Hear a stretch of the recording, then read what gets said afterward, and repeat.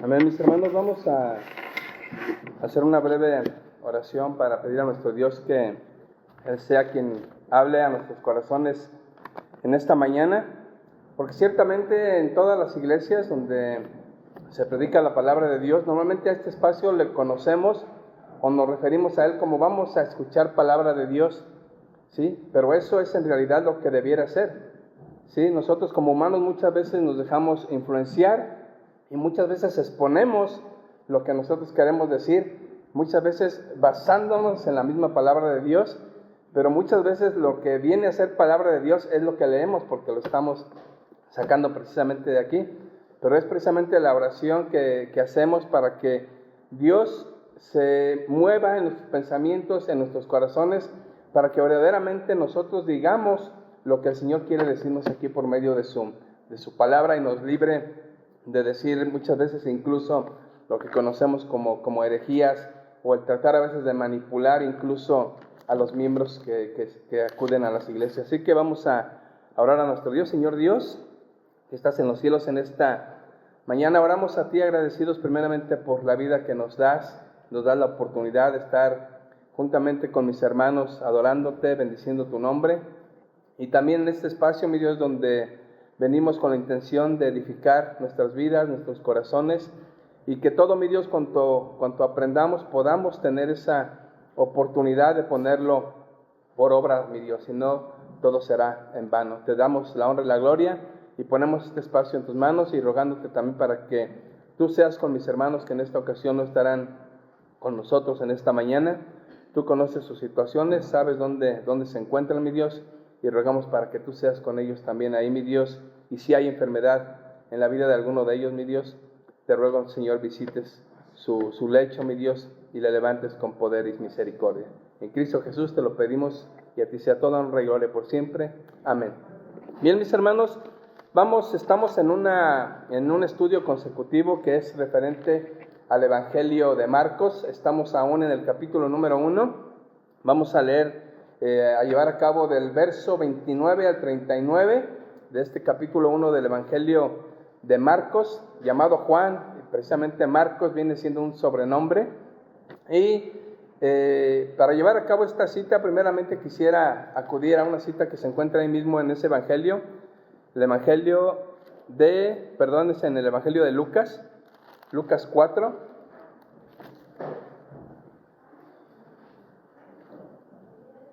Y después pasaremos a la cita de Marcos.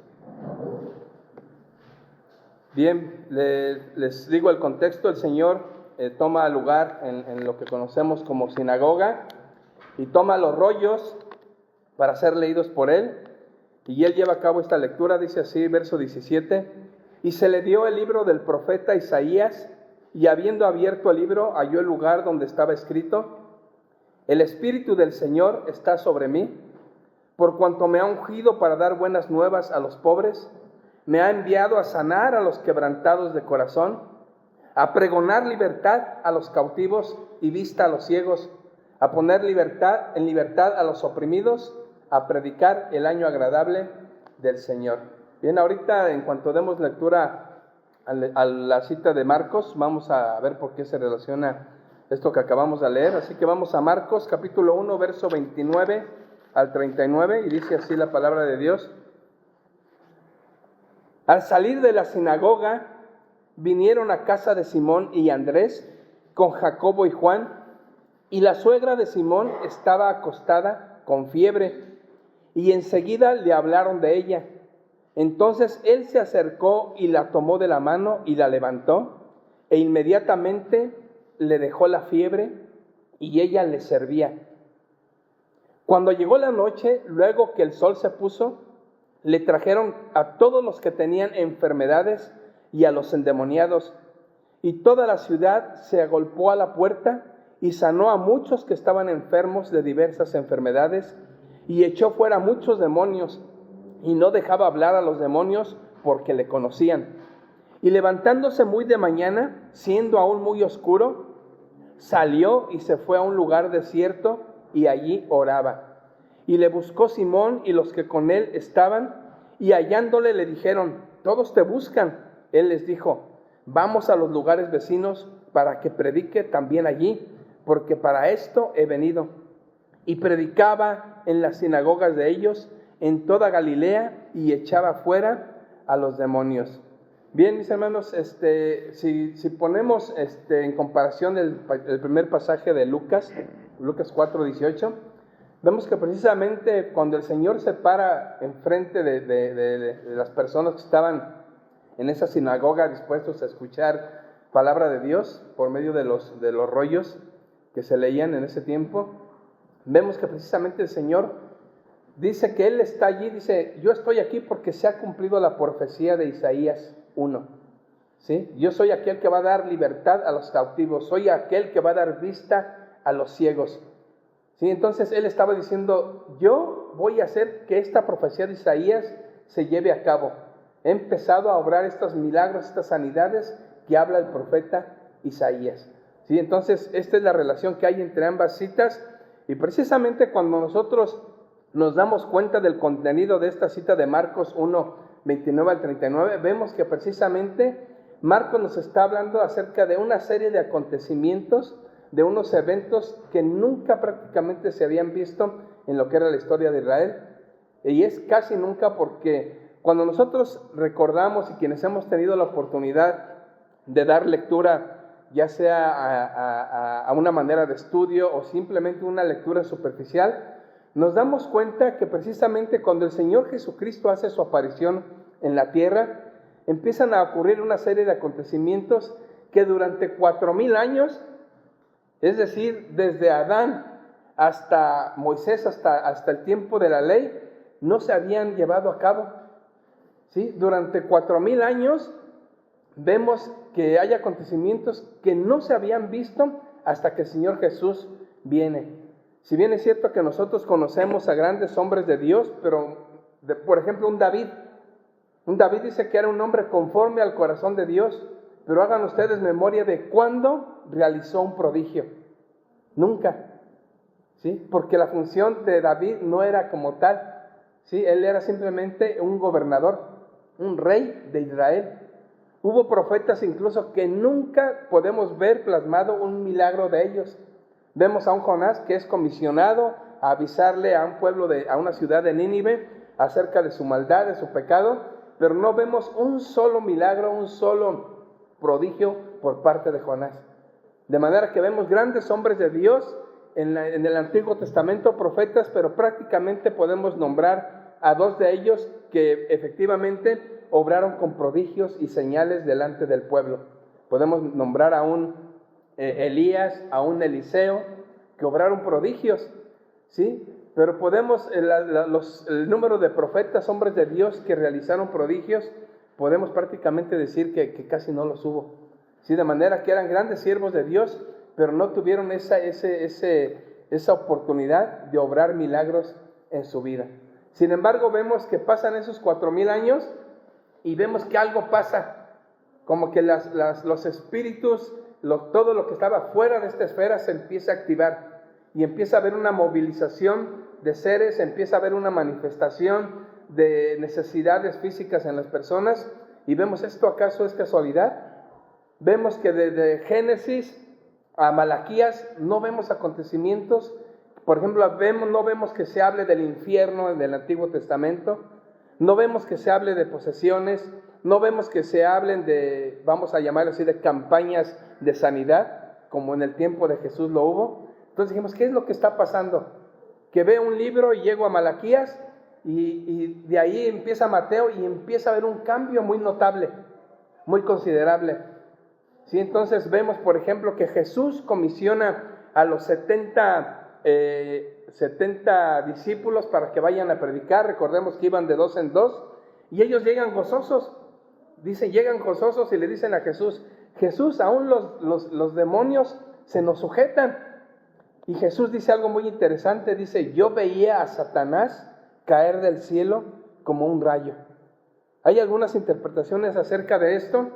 Algunos dicen que Jesús está haciendo memoria de la caída de Satanás en el pasado, pero vemos que esta referencia prácticamente se saldría de un tema que Jesús podría haber estado dejando de lado, y no es así. Jesús está respondiendo al acontecimiento inmediato que le están diciendo a aquellos discípulos que fueron a predicar a las personas.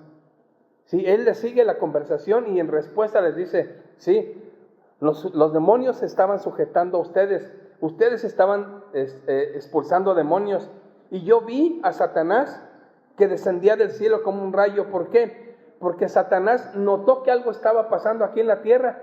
Dice, están expulsando a mis ángeles caídos de los cuerpos en los cuales moran.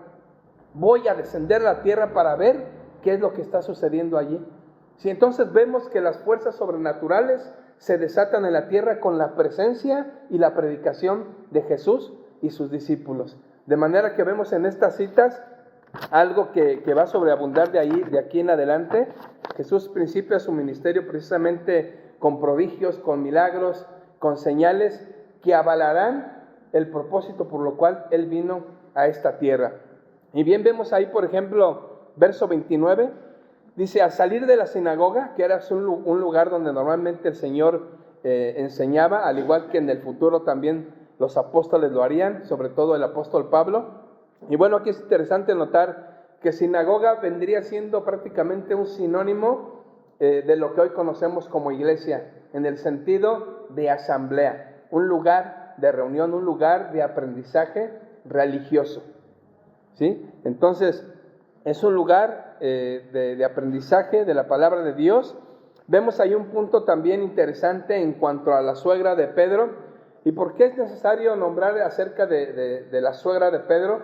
Bueno, porque todos conocemos acerca de una enseñanza, una práctica que conocemos como el voto del celibato, que se lleva a cabo en el catolicismo romano.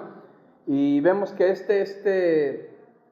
este acto o esta orden del celibato dentro del liderazgo religioso, vemos que no tiene un principio bíblico.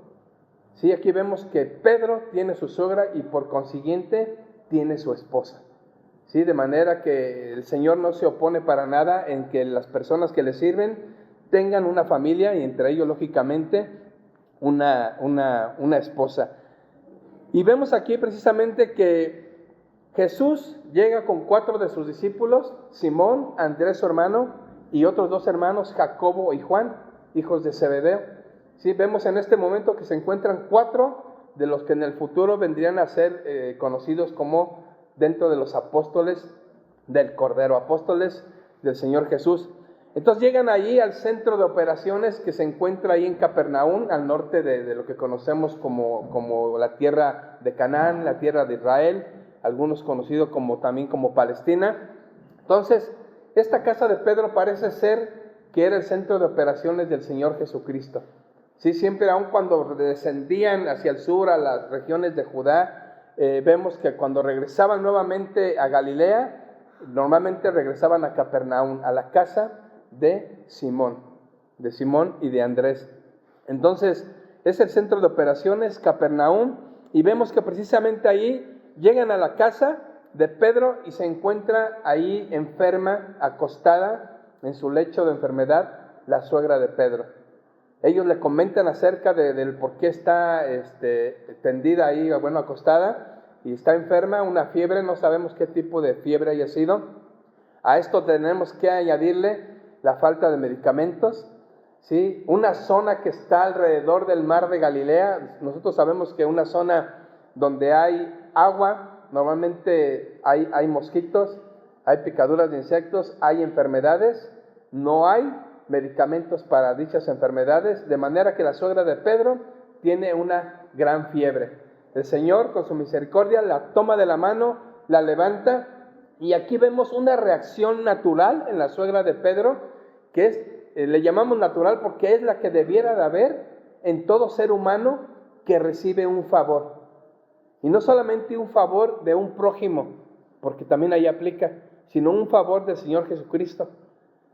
Un milagro. Nosotros cuando recibimos un favor, una ayuda de un prójimo, de alguna persona, nuestra reacción inmediata y natural es por lo menos un gracias, ¿sí? Y a ese gracias le podemos añadir un cuánto te debo, qué puedo hacer por ti, ¿sí? Es una reacción natural de toda persona que muestra un agradecimiento. Y vemos que en las cuestiones bíblicas, cuando el Señor Jesucristo manifestaba una sanidad en algún enfermo, vemos que en muchos de los casos las personas se disponían a seguirle. Vemos ciegos que al recibir la vista dicen, te seguiré. El Señor en algunas ocasiones se los impedía, no, mejor ve a platicarles las cosas que Dios ha hecho en tu vida, las maravillas que Dios ha hecho en ti, ¿sí? Pero había esa actitud natural de servirle, y esa actitud la vemos precisamente en la suegra de Pedro. Y esto sin duda nos lleva a hacer aquella comparación acerca de los 10 leprosos que hemos conocido, ¿sí? Que claman al Señor por sanidad, por limpieza de sus cuerpos, y vemos que el Señor los manda a que se presenten a los sacerdotes, y dice la palabra de Dios que solamente uno regresó agradecido. ¿Sí? Los otros 9 tal vez dentro, lógicamente sintieron gozo, pero ellos se van a presentarse a los sacerdotes, pero con la única intención de volver a realizar su vida diaria. ¿Sí? Entonces vemos que una persona muestra esa actitud natural que es llevada por el agradecimiento natural, valga la redundancia. Entonces, esto nos enseña precisamente el tener que ser agradecidos. Y es necesario, yo creo que nosotros acudir ante nuestro Dios siempre en agradecimiento. Incluso a los salmos nos dicen que lleguemos a sus atrios con alabanza, con gratitud, con acción de gracias. De manera que siempre, aparte nosotros de llegar a un lugar como estos para ser edificados, debemos demostrar gratitud ante nuestro Dios por todas las bendiciones recibidas, y aún por aquellas que no tenemos respuesta como nosotros quisiéramos. ¿Por qué razón? Porque Dios tiene un plan para con cada uno de nosotros, y nuestro carácter incluso está siendo moldeado. Verso 32. Cuando llegó la noche, luego que el sol se puso, le trajeron todos los que tenían enfermedades y a los endemoniados, y toda la ciudad se agolpó a la puerta y sanó a muchos que estaban enfermos de diversas enfermedades, y echó fuera muchos demonios, y no dejaba hablar a los demonios porque le conocían. Bien, si ponemos atención en estos versos del 32 al 34, vemos que en 3 ocasiones se encuentra la palabra enfermedad, ya sea en singular o en plural, y también en 3 ocasiones vemos el término endemoniado o demonios. ¿Sí? Entonces, vemos que la actividad de nuestro Señor Jesucristo en cuanto a socorrer a las personas prácticamente se basaba en 2 áreas: en la sanidad de su cuerpo, en la sanidad física, y también en la sanidad espiritual. ¿Sí? Pero entonces aquí cabe nosotros preguntarnos, enfermedades, la enfermedad, ¿por qué razón? ¿Por qué la razón de un cuerpo enfermo? Y nosotros cuando nos metemos en cualquier medio de información, en internet, en algún libro, donde quiera que nosotros podamos obtener alguna información respecto a la enfermedad y sus razones. ¿Y por qué les digo de razones? Porque incluso entre nosotros muchas veces se habla de frases que la dejo en el aire, no sé si sea verdad o no, que tenga que ver esto con nuestro cuerpo físico, pero dicen que una persona que guarda rencor, que no perdona a su semejante, a su hermano, a quien sea, dicen que esa falta de perdón, ese rencor en el corazón, produce enfermedades físicas. ¿Sí? Y muchas veces nosotros podemos asentar, ¿no? Decir, no, pues es cierto. No tenemos tal vez una base para decir es cierto o no, porque este caso es peligroso. ¿Por qué razón? Porque puede ser que nosotros conozcamos a una persona que tenga estas enfermedades difíciles de curar, enfermedades difíciles, graves, y nosotros al tener este principio de que dicha enfermedad es por causa de un mal en su corazón de esta persona, instantáneamente la estamos juzgando de que algo ha de tener delante de Dios, delante de su prójimo, y por esa razón tiene enfermedad. Entonces por eso es lo peligroso de tomar esta postura, de que las enfermedades tienen una razón de pecado, y no es así. ¿Sí? Solamente Dios conoce la razón por la cual hay enfermedad en la vida de cada uno de nosotros. ¿Sí? Y estas razones es dentro de algunas incisos que podemos hablar dentro del término de enfermedad, porque si somos honestos, la única razón que podemos obtener nosotros del por qué la enfermedad es remontarnos a lo que sucedió ahí en Génesis. ¿Sí? ¿Qué le dice el Señor a Adán y Eva? El día que de él comieres, ciertamente morirás. Entonces, el hombre cae en desobediencia y esa es la simple y sencilla razón por la cual hay enfermedad en el ser humano. ¿Sí? Llega la muerte, lógicamente el Señor hace un cuerpo perfecto, un ser perfecto. Llega el pecado a la vida del ser humano, de la raza humana, y empieza la decadencia, empieza a morir, a envejecer las células del cuerpo humano. ¿Sí? Entonces, esa es la razón de la enfermedad, mis hermanos. De manera que nosotros no podemos nunca cuestionar a nuestro Dios cuando hay enfermedad en nuestras vidas. ¿Sí? Y cuando hay enfermedad por causa de una verdadera razón de que estemos mal delante de Dios, el Señor nos lo va a hacer notar. Va a hablar a nuestro corazón y nos va a decir, mira, estás mal con tal persona, perdónalo. Y seguramente sanará tu ser, sanará tu cuerpo. ¿Sí? Pero en sí la enfermedad llega simple y sencillamente por la caída en el huerto del Edén, de la raza humana. Entonces no podemos nosotros nunca emitir juicios. Nosotros conocemos el caso de Job en la palabra de Dios, de que aquellas personas que acudieron a aconsejarlo, precisamente lo estaban juzgando. Si eso que te está pasando, seguramente es porque tienes algo ahí en tu corazón, algo has hecho delante de Dios que te tiene postrado, que te tiene enfermo.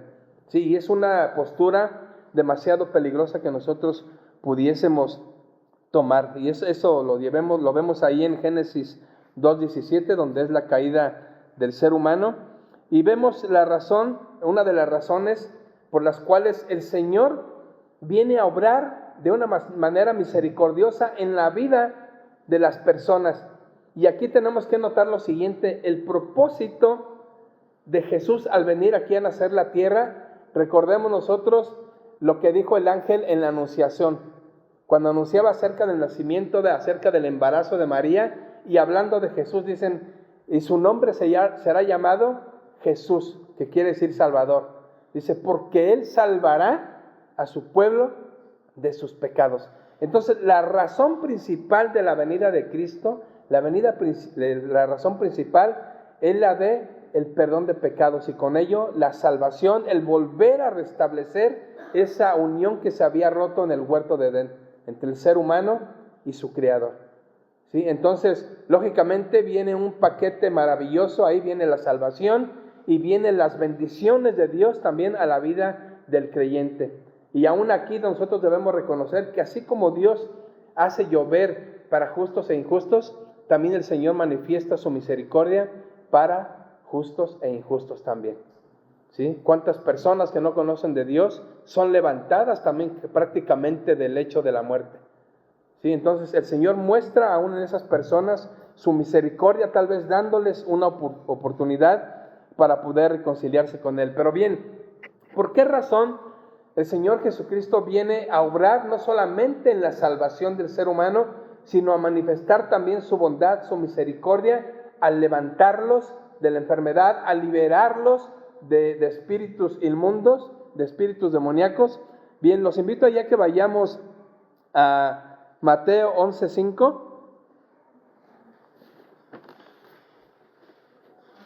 Y es aquí donde vamos a ver una de las razones por las cuales al abrir nosotros el Nuevo Testamento, ¿por qué de repente, como al abrir la primera hoja del Nuevo Testamento, como si destapáramos la puerta, una compuerta donde se encuentran las enfermedades y los espíritus ahí encerrados? Y dice, mira, nada más abrí la puerta de Mateo y empezaron a salir las enfermedades, empezaron a salir los demonios, empezó a salir el tema del infierno. ¿Sí? Cosas que no se veían en el Antiguo Testamento, ahora lo vemos de una manera mayor, en gran número. Entonces vemos ahí la razón por la cual el Señor empezó a hacer ese tipo de manifestaciones. Mateo 11:5.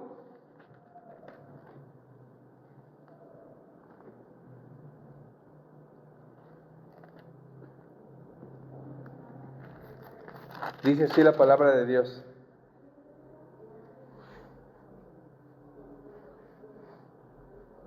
Y aquí lo que nos va a dar la clave es la pregunta que hacen los discípulos que envió Juan el Bautista. El contexto es el siguiente: Juan el Bautista se encuentra encarcelado y él, antes de ir a prisión, ha anunciado la venida del Cordero de Dios que quita el pecado del mundo. Ha anunciado la venida, el cumplimiento de la profecía acerca de un Mesías. Sí, pero Juan está en la cárcel y la duda lo empieza a asaltar. Y dice: ¿verdaderamente este que he presentado como el Mesías será? Y manda a sus discípulos a decirle lo siguiente a Jesús. Dice verso 2, 11:2: y al oír Juan en la cárcel los hechos de Cristo, le envió 2 de sus discípulos para preguntarle: ¿eres tú acaso? ¿Eres tú aquel que había de venir o esperaremos a otro? La respuesta de Jesús dice: id y hacer saber a Juan las cosas que oís y veis. Los ciegos ven, los cojos andan, los leprosos son limpiados, los sordos oyen, los muertos son resucitados, y a los pobres es anunciado el Evangelio. En una manera breve, la respuesta de Jesús ante la pregunta de Juan de si él era el Mesías que había de venir, le dice: la señal es esta, está sanando a la gente. ¿Sí? Cosas que ni aún Juan el Bautista había visto, porque ni él mismo obró milagros, siendo el mayor de los profetas. Le dice: la señal que necesitas para conocer que verdaderamente yo soy el Mesías que había de venir es esta, que está viendo sanidades, estoy haciendo milagros, de manera que prácticamente le está diciendo: puedes morir tranquilo, has cumplido tu misión, has presentado al Mesías esperado. Y otra cita que nos ayuda a confirmar esto es Juan 2, verso 11, Evangelio de Juan, capítulo 2.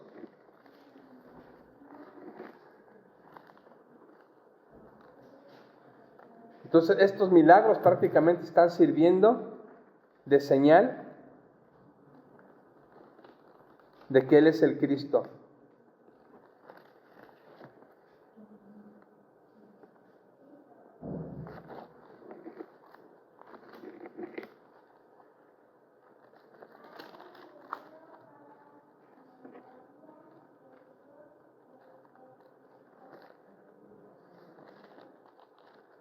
Dice así, mis hermanos.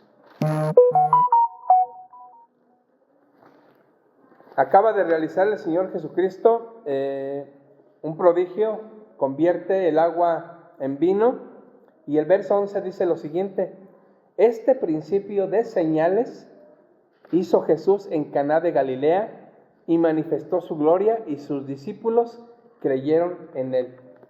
Todos estos milagros que de repente salen en abundancia tienen esta razón, este motivo, que esos milagros que estaba realizando el Señor Jesús y después también sus discípulos eran para señales de que Él era el Cristo. De manera que aquí vimos uno de los frutos inmediatos. Dice: este principio de señales hizo Jesús en Caná de Galilea y manifestó su gloria. ¿Y cuál es la consecuencia? Sus discípulos creyeron en Él. ¿Por qué creyeron en Él? Por las señales que estaba realizando. ¿Sí? Y esa es una de las razones por la cual este tipo de eventos vinieron disminuyendo. Porque la razón principal era de presentar al Cristo, de que por medio de estas señales la gente acudiera y viera y escuchara lo que Él estaba haciendo y lo que estaba diciendo. De manera que nosotros podemos imaginar, por ejemplo, a uno de nosotros yendo a alguna plaza a predicar. Sí, tal vez puede la gente, un predicador, nuestro hermano Luis o X, puede ir a una plazuela y decir: arrepiéntanse, crean al Evangelio, pero la gente simple y sencillamente va a pasar por el lado de él. Sí, va a pasar y tal vez harán algún mal comentario, tal vez lo ofenderán, pero simple y sencillamente la mayoría seguirá de largo. Pero ¿qué pasaría si nuestro hermano, a quien está ahí en la plazuela pidiendo caridad porque tiene alguna discapacidad, está ciego, nuestro hermano Luis le dice: recibe la vista? Esa señal va a ser que la gente le rodee y digan: a esta persona que no veía nosotros la conocemos, como sucedió en casos en la palabra de Dios, en los evangelios. Entonces, estos milagros eran precisamente eso, eran señales, eran las credenciales para que la gente creyera y la gente se acercara a escuchar. ¿Sí? Por eso dice, este principio de señales, no solamente era el haber convertido el agua en vino, sino los milagros que le sucederían después. Aunque no sabemos a ciencia cierta, en el Evangelio de Juan, el convertir el agua en vino fue su primer milagro dentro del Evangelio de Juan, pero también el Marcos, en el Evangelio que estamos viendo, vemos que antes de la sanidad de la suegra de Pedro, ya había habido en una sinagoga la expulsión de un demonio, de una persona que asistía ahí a la sinagoga. Entonces, de manera que no sabemos cronológicamente en sí cuál haya sido el primer milagro de nuestro Señor Jesucristo. Y aquí cabe también nosotros el conocer acerca de la palabra milagro. Si ustedes pueden ahí investigar, la palabra milagro significa o viene de un derivado de la palabra maravilloso o maravilla. ¿Sí? Entonces, se obra maravilla. Y nosotros conocemos como milagro un acontecimiento que obra contrario a las leyes naturales. ¿Sí? De manera que eso podemos considerarlo nosotros como milagro a todo lo que resulta sobrenatural. Pero aquí lo importante, mis hermanos, es nosotros el conocer la enfermedad. Nosotros debemos de entender que la enfermedad no exceptúa a la vida del creyente. Al Hijo de Dios no está exento de las enfermedades. En una ocasión, en un centro de estudio bíblico, en un seminario, pasó algo curioso. El director del Instituto Bíblico enfermó de cáncer en su estómago. Estuvo así algunos años y murió. Y algunos meses después, una de las hermanas que también daban una materia, enfermó también de cáncer y murió. Y fue inevitable el empezar a escuchar rumores. Algo está pasando aquí. Seguramente hay pecado aquí en la escuela. ¿Sí? Entonces, hermanos, es peligrosísimo el juzgar lo que le acontece al hermano, lo que le acontece a la hermana. ¿Sí? Porque solamente está en la voluntad y soberanía de Dios lo que nos pueda suceder a cada uno de nosotros. Puede simple y sencillamente acontecer lo que hizo Dios con Job. Únicamente estaba probando su fidelidad, estaba probando la fe, la integridad de su hijo, de su siervo Job. De manera que ojalá sea quitado de nosotros todo tipo de juicio que nosotros podamos emitir contra algún enfermo que esté, sobre todo de la iglesia, que esté pasando una necesidad de ese tipo, y que se quite de nosotros el emitir juicio de esa naturaleza. Pero es importante, mis hermanos, aquí lo importante de todo esto es ver qué actitud es la que nosotros debiéramos tener ante la llegada de la enfermedad a nuestras vidas. Y hay dos ejemplos bíblicos que nos van a ayudar en esto. Si vemos ahí en el libro de Isaías, del libro del profeta Isaías, capítulo 38,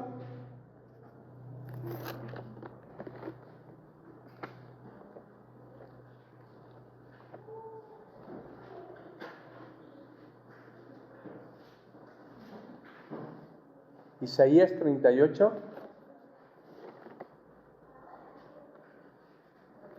del verso 1 al 5, leo así. Habla de Ezequías. Dice: en aquellos días Ezequías enfermó de muerte, y vino a él el profeta Isaías, hijo de Amós, y le dijo: Jehová dice así: ordena tu casa, porque morirás y no vivirás. Entonces volvió Ezequías su rostro a la pared e hizo oración a Jehová y dijo: oh Jehová, te ruego que te acuerdes ahora que he andado delante de ti en verdad y con íntegro corazón, y que he hecho lo que ha sido agradable delante de tus ojos. Y miren lo siguiente: y lloró Ezequías con gran lloro. Entonces vino palabra de Jehová a Isaías diciendo: ve y di a Ezequías: Jehová Dios de David tu padre dice así: he oído tu oración y visto tus lágrimas, he aquí que yo añado a tus días 15 años.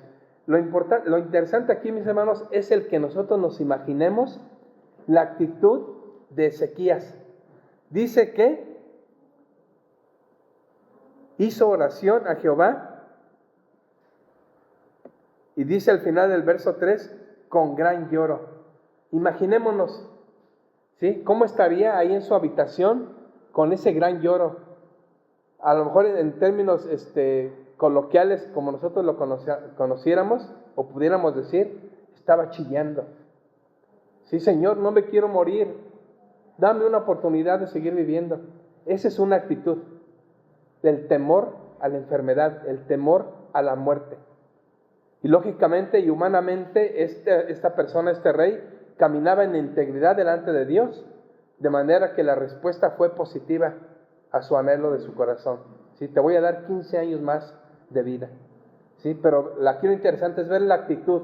Me resisto a estar enfermo, me resisto a que esta enfermedad me lleve aún a la muerte. ¿Sí? Una actitud de temor, de no aceptar esa enfermedad en su vida. Y vemos ahí el otro ejemplo que hemos hablado en Job 2, capítulo 2 de Job, versos 7 al 10.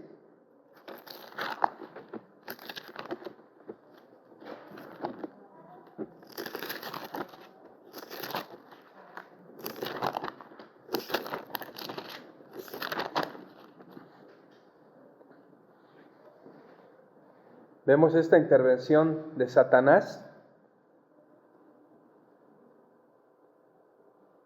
Y este platicar de Dios con Satanás, dice verso 6, y Jehová dijo a Satanás, he aquí, Job está en tu mano, mas guarda su vida. Entonces salió Satanás de la presencia de Jehová e hirió a Job con una sarna maligna desde la planta del pie hasta la coronilla de la cabeza. Y tomaba Job un tiesto para rascarse con él, y estaba sentado al medio de ceniza. Entonces le dijo su mujer, ¿aún retienes tu integridad? Maldice a Dios y muérete. Y él le dijo, como suele hablar cualquiera de las mujeres fatuas, has hablado. ¿Qué? ¿Recibiremos de Dios el bien y el mal no lo recibiremos? En todo esto no pecó Job con sus labios. Vemos aquí lo contrario a Ezequías, un hombre temeroso de Dios que se sujetó a su voluntad. Y aún dentro de todo esto que le sucedió a Job, él decía, es que humanamente no encuentro la razón por la cual yo estoy pasando esta situación. ¿Por qué perdí a mis hijos? ¿Por qué perdí todos mis bienes? ¿Por qué me ha llegado esta enfermedad desde la planta del pie hasta la coronilla? ¿Sí? Y la reacción que tuvo no fue de queja, no fue de lo que le decía a su esposa, maldice a Dios y muerte. ¿Sí? No, él dice, ¿qué acaso solamente recibiremos el bien de Dios y el mal no lo recibiremos? ¿Sí? Un hombre sujeto completamente a la soberanía y la voluntad de Dios. Lógicamente en los adentros uno está pidiendo que el Señor le restaure, que el Señor obre sanidad en la vida, pero nunca el hacer un reclamo ante Dios. ¿Sí? Entonces vemos dos actitudes diferentes con respecto a la enfermedad, y sin duda alguna que este ejemplo de Job siempre nos ayudará en la vida y en todo aquello que pueda sucedernos negativo a cada uno de nosotros. Verso 35, perdón. Y levantándose muy de mañana, siendo aún muy oscuro, salió y se fue a un lugar desierto y ahí oraba. Bien, el orar en un lugar desierto, recordemos cuando el Señor va al desierto después de haber sido bautizado, y vemos precisamente que en lo que llamamos la tentación, vemos precisamente que se manifiesta no los demonios, sino Satanás mismo. ¿Sí? Y aquí veíamos acerca de las 3 ocasiones en las que también se menciona la palabra endemoniado o demonio. Y también es un tema, mis hermanos, un tanto delicado, porque así como la enfermedad no podemos juzgarla si es por causa de pecado en la vida de la persona, también el tema de la posesión es un tema también difícil. ¿Por qué razón? Porque muchas veces nosotros, influenciados tal vez por películas, muchas veces pensamos que las características de una persona que está siendo poseída o que es poseída, normalmente nos dejamos llevar por casos que vemos en películas, sobre todo, de ver gente que está verde de la cara, que las venas las tiene prácticamente de fuera, que tiene muestras de vómito, ese tipo de situaciones grotescas. Pero cuando nosotros vemos, por ejemplo, cuando en la última cena estaba Judas a un lado del Señor, y uno de los pasajes dicen, entonces Satanás entró en Judas. ¿Acaso Judas empezó a babear? ¿Cambió de color? ¿Se puso verde? ¿Verdad que no?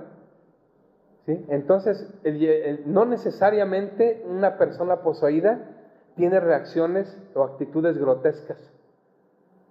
¿Sí? Nos dejamos influenciar por las películas y casualmente en todas las películas a la persona que está poseída, ¿cómo te llamas? Y todos se llaman Legión. ¿Sí? Me llamo Legión porque somos muchos, sacados de un pasaje de la palabra de Dios. ¿Sí? Pero entonces lo peligroso radica en eso, ¿sí? En querer nosotros determinar que una persona posesionada es solamente aquella que tiene esas muestras grotescas. Cuando vemos en el ejemplo de Judas, que Satanás entra en él, pero no tiene ningún tipo de estos aspectos grotescos. ¿Sí? Al contrario, la palabra de Dios nos dice que en los postreros tiempos, dice, vendrán espíritus engañadores, que habrá doctrinas de demonios.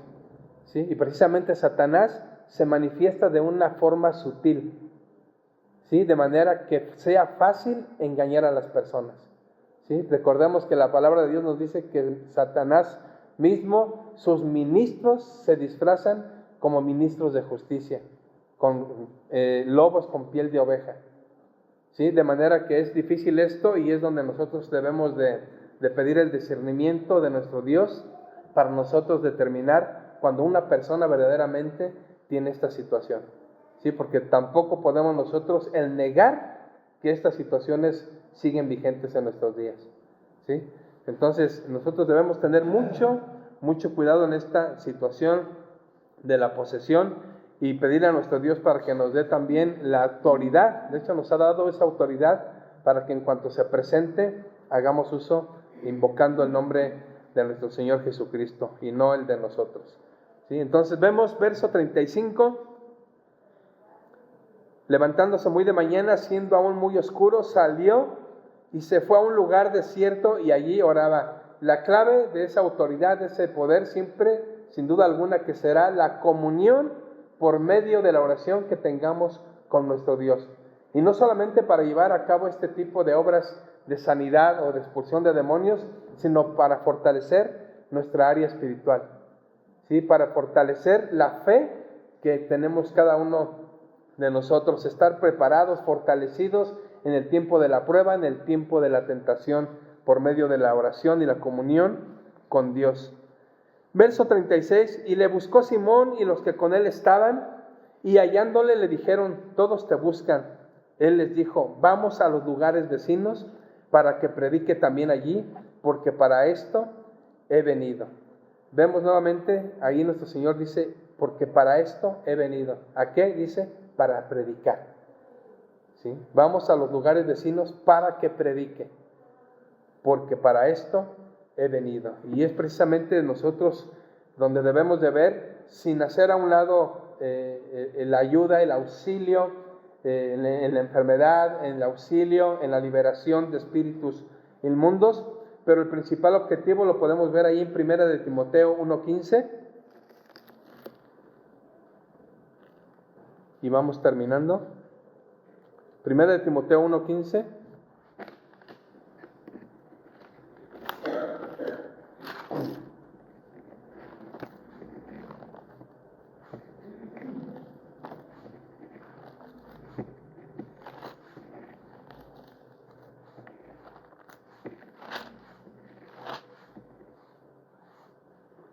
Dice así, palabras del apóstol Pablo a Timoteo, palabra fiel y digna de ser recibida por todos, que Cristo Jesús vino al mundo para salvar a los pecadores, de los cuales yo soy el primero. Esta es la palabra fiel y que es digna de ser recibida por todos.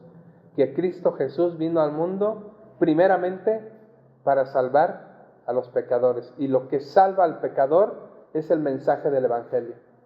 ¿Sí? Lógicamente viene la respuesta del ser humano, su arrepentimiento, su confesión delante de Dios de que necesitamos de su perdón, necesitamos de su salvación, y con ello se cumple el verdadero propósito del mensaje del Evangelio de nuestro Señor Jesucristo. Un mensaje de salvación que precisamente es el cumplimiento de la anunciación de los ángeles a José y a María.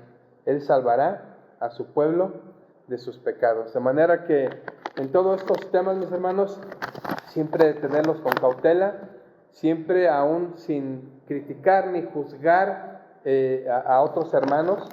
Sí, recordemos que hace prácticamente 100 años, más o menos en el año 1900, surgió lo que nosotros conocemos como el pentecostalismo, ¿sí? Y de ahí en adelante diferentes derivaciones del pentecostalismo, y ha caído mucho el hacer un énfasis muy grande en lo que es la sanidad, en lo que es la liberación, y esto no es una mentira, ¿sí? Pero recordemos que no es el propósito principal, ¿sí? De manera que vamos a ponernos de pie, mis hermanos, y pedirle a nuestro Dios para que nos permita desarrollar esas tres áreas en nuestra vida. No solamente el predicar, que es lo más importante, el Evangelio de salvación, pero también rogarle a nuestro Dios para que nos dé el discernimiento, el poder, la autoridad, para poder actuar también en la sanidad de nuestros enfermos, en la sanidad también espiritual de aquel que esté siendo perturbado también por espíritus. De manera que vamos a orarle a nuestro Dios.